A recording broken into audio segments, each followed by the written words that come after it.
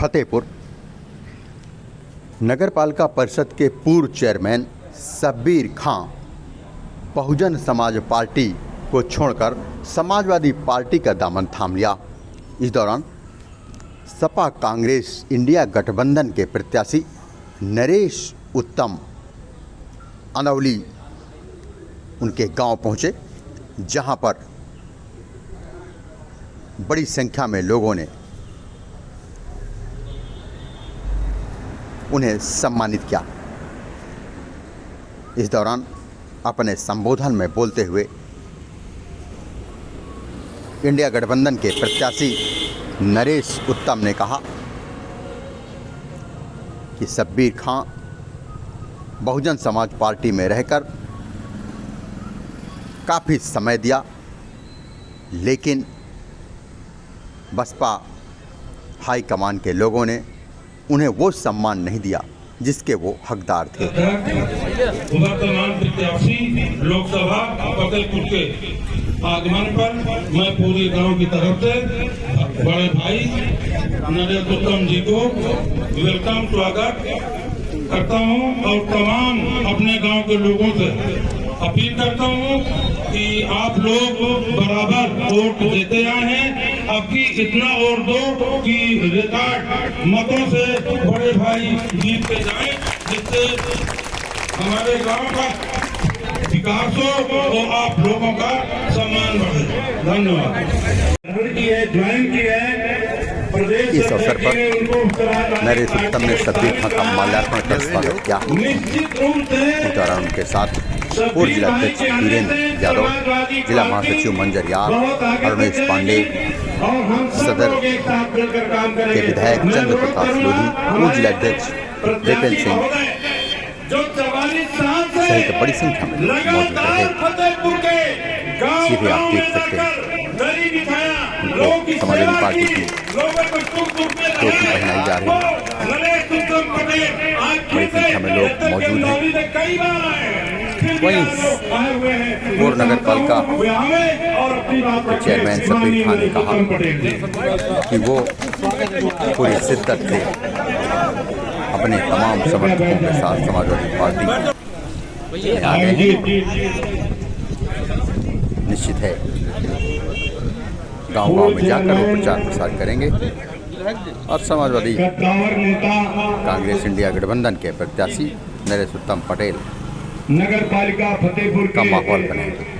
पूर्व चेयरमैन बहुत लंबे अरसे से बहुजन समाज पार्टी पर अपना योगदान दे रहे आदरणीय शब्बीर साहब द्वारा आयोजित इस सभा में उपस्थित फतेहपुर सदर के माननीय विधायक श्री चंद्र प्रकाश लोधी जी, उनके बगल में समाजवादी विचारधारा के, इनका स्वभाव समता मूलक समाज बनाने का और इनके काम में इनकी लोकप्रियता इस जिले में एक अच्छी मोहब्बत करने वाले नेता की है। इन्होंने समाज में कभी भी अपने को हिंदू मुस्लिम या अगले पिछड़े या किसी अन्य बात पर नहीं जुड़ा। इन्होंने हर इंसान को इंसान माना, हर नागरिक को नागरिक माना, बिना भेदभाव के इन्होंने अपना पूरा जीवन शब्बीर भाई ने अपना योगदान बहुजन समाज पार्टी को दिया और इनके योगदान से उत्तर प्रदेश में कई मरतबा बहुजन समाज पार्टी हुकूमत में आई। लेकिन मैंने देखा कि बहुजन समाज पार्टी में कुछ ऐसे भी लोग थे कि सत्ता के समय कुछ तानाशाही रवैया उनका भी हो गया। लेकिन उस बसपा के बहुजन समाज पार्टी के जब ऊंचाई पर थी, तब भी शब्बीर भाई सबको गले लगा करके प्रेम से बात करते थे और यथाउचित मदद भी करते थे। इनके पास कोई भी गया हो, वो चाहे इनको वोट दिया हो, चाहे इनकी पार्टी को वोट दिया हो, यानी क्या हो, शब्बीर भाई ने उस कमजोर आदमी के, उस पीड़ित व्यक्ति की यथाउचित मदद की। इस बात की खुशबू पूरे जिले में है, जिससे मैं भी प्रभावित हुआ। और आज शब्बीर भाई ने यहाँ पर हम समाजवादी पार्टी के लोगों को बुलाकर सम्मानित किया और यहाँ पर समाजवादी पार्टी के नेता माननीय अखिलेश यादव की नीतियों पर, उनके नेतृत्व पर विश्वास व्यक्त किया कि हम अब अपना पूरा जीवन समाजवादी आंदोलन को आगे बढ़ाने में और अखिलेश यादव जी को देश की ऊंचाई पर ले जाने में पूरा का पूरा जीवन देंगे। इस बात की जानकारी मुझको रात में इस जिले के वरिष्ठ अधिवक्ता बलराज उमराव जी ने दी। जिस समय उन्होंने मुझे बताया कि शब्बीर साहब इस समाजवादी आंदोलन में शिरकत करना चाहते हैं, मैंने कहा मैं तो बहुत लंबे अरसे से ये चाहता था कि हम और शब्बीर भाई में या समाजवादी पार्टी में या शब्बीर भाई के कार्यों में, विचारों में कोई अंतर नहीं है, तो हम सबको मिलजुल कर काम करना चाहिए। वो अच्छा समय आज आ गया और शब्बीर भाई अपने साथियों के साथ आज समाजवादी पार्टी में शामिल हुए। मैं इनका और इनके सभी साथियों का समाजवादी पार्टी में शामिल होने पर हृदय की गहराइयों से स्वागत करता हूं और अभिनंदन करता हूं। यहाँ पर समाजवादी पार्टी के बहुत वरिष्ठ नेता खड़े बैठे, भाई राम शरण यादव जी पूर्व जिलाध्यक्ष यहाँ हैं और जिले के अभी हाल में बहुजन समाज पार्टी बिंदगी से चुनाव लड़े सुशील पटेल जी नामांकन के दिन बहुजन समाज पार्टी छोड़कर समाजवादी पार्टी में शामिल हुए। यहाँ पर हसवा अयासा से विधानसभा का बहुजन समाज पार्टी से चुनाव लड़े भाई चंदन पाल जी अपने साथियों से समाजवादी पार्टी में शामिल हुए। पूरा का पूरा बहुजन समाज पार्टी का कुल्ला आज समाजवादी पार्टी के साथ है और समाजवादी पार्टी भी इनके साथ है। हमारे नेता अखिलेश यादव जी अपनी पार्टी को बाबा साहब भीमराव अम्बेडकर और डॉक्टर राम मनोहर लोहिया मुलायम सिंह यादव के विचारों को आत्मसात करते हुए, उनका समन्वय करते हुए माननीय अखिलेश यादव जी ने ये समाजवादी पार्टी चलाई और आज देश में इसीलिए अम्बेडकरवादी और लोहियावादी मुलायमवादी सारे लोग आज उत्तर प्रदेश के एक मंच पर दिखाई देते हैं, जिससे आज तानाशाह सरकार भारतीय जनता पार्टी बहुत घबरा गई है और भारतीय जनता पार्टी के नेता, भारतीय जनता पार्टी के शीर्षस्थ नेता जिस तरीके की आज भाषा का इस्तेमाल कर रहे हैं वो हमारे देश के लोकतंत्र के लिए हिचकर नहीं है, वो हमारे देश के संविधान सम्मत उनकी बातें नहीं है। वो तानाशाही में इतना मगरूर हो गए हैं कि आदमी को आदमी नहीं समझ रहे और तानाशाही का रवैया वो जिस तरीके से भारत की जनता के ऊपर लागू कर रहे हैं उससे जनता पूरी तरीके से ऊब चुकी है और इस 2024 के चुनाव में हिंदुस्तान में भारतीय जनता पार्टी का सफाया होने जा रहा है।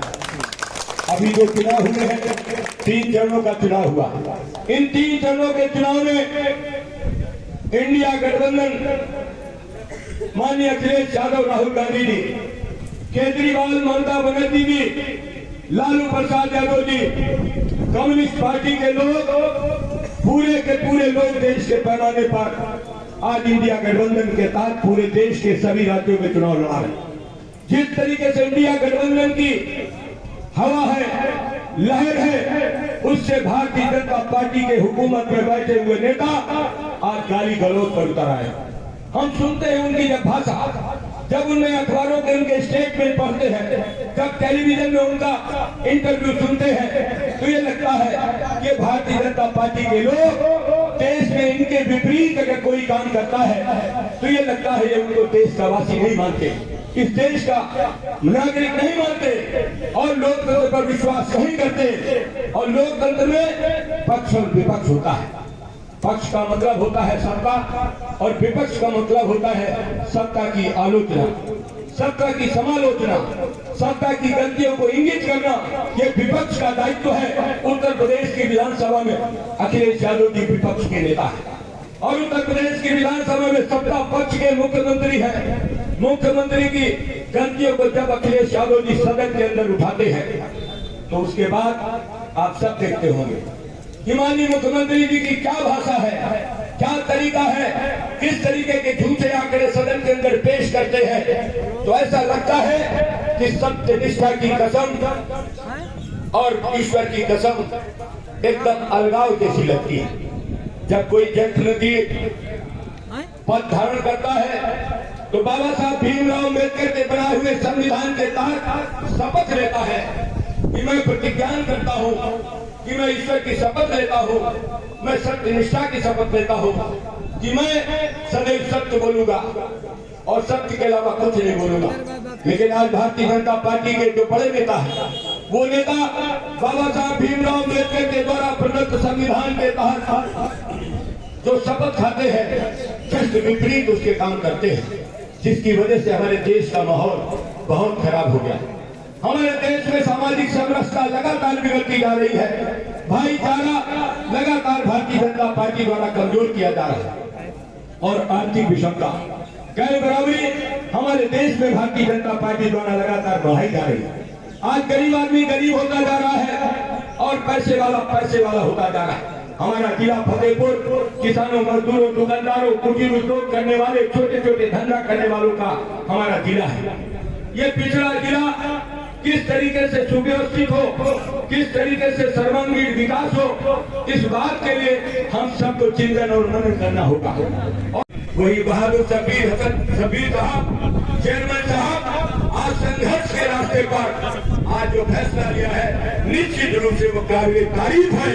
इनकी जितनी शब्बीर साहब की सराहना की जाए वो कम है।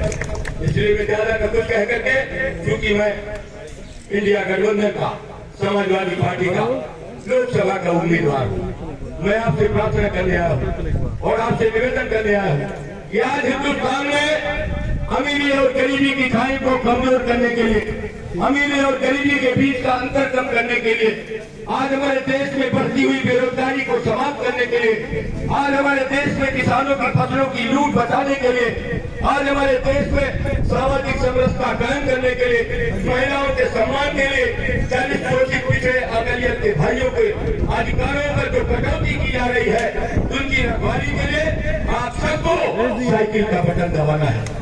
आपको साइकिल बटन दबाएंगे तो निश्चित रूप से शब्बीर साहब के मन में जो सपना है, ये देश सबका है, ये देश गंगा जमुनी सभ्यता का है, ये देश हमारे यहाँ सामाजिक समरसता का है। हम भाई को भाई के हैसियत से मानेंगे।